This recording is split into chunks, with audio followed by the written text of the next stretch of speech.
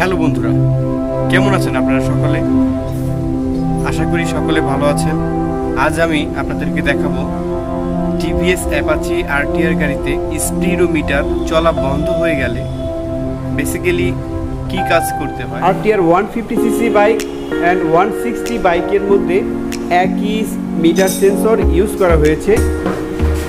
তো সেটা হলো এই গাড়িটার মিটার সেন্সর কাজ করে না, স্পিড মিটার শো করে না। চাকা ঘুরছে কিন্তু মিটার শো করতেছে না। ওকে, এখন আমরা কাজটি শুরু করব কিভাবে স্পিড মিটার আবার রানিং হবে।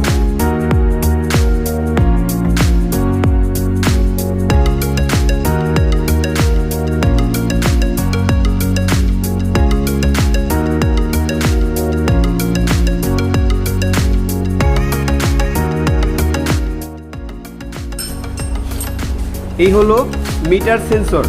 এই মিটার সেন্সরের কারণেই মিটার স্পিড শো করতেছে না। ওকে, তাহলে এখান থেকে আমি এটাকে খুলে ফেলবো, এখনই এই ঘাট থেকেও খুলে ফেলবো। এবং এখানে একটা জ্যাক আছে, এই জ্যাক থেকে এটাকে পুরোপুরি আমি প্রপারলি আলাদা করে ফেলবো। এখন এটা এখন আমি একটি নতুন সেন্সর রেডি করে রেখেছি, যে আমি এই সেন্সরটি এখন এইখানে ফিটিং করব। এটা হলো নতুন মিটার সেন্সর।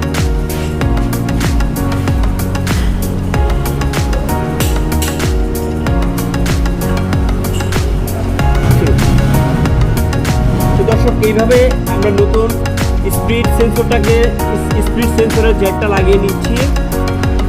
এরপর এটাকে এই গার্ডের মধ্যে বসিয়ে দিলাম।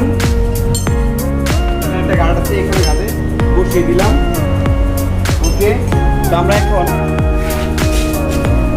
এই মিটার সেন্সরটারে আমরা এখন একটু চেক করে দেখতে পারি, চাকাটা লাগানোর আগেই দেখতে পারি যে আসলে কি এটা ঘুরলে কি মিটারটা কাজ করে কিনা, স্পিড মিটার কাজ করে কিনা সেটাই দেখব। হ্যাঁ, গ্যাস মিটার কিন্তু কাজ করা অলরেডি চালু করে দিয়েছে।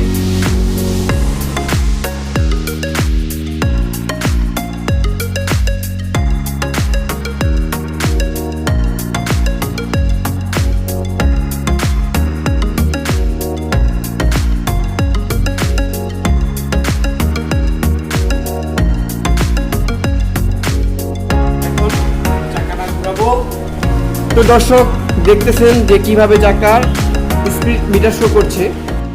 বন্ধুরা, ভিডিওটি কেমন লাগলো? যদি ভালো লাগে তাহলে অবশ্যই আমার এই চ্যানেলে সাবস্ক্রাইব করুন এবং পাশে থাকা বেল আইকনটি প্রেস করে নিন।